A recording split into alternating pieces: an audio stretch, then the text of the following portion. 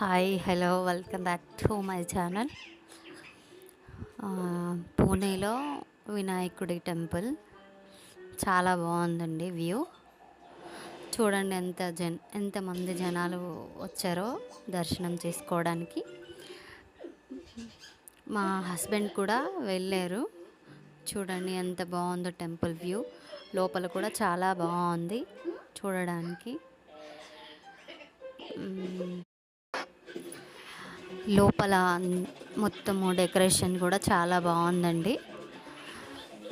పూలతోటి అలంకరణ చేశారు, చాలా అందంగా ఉంది. చుట్టుపక్కల వ్యూ కూడా చాలా బాగుందండి. మీరు కూడా దర్శనం చేసుకోండి.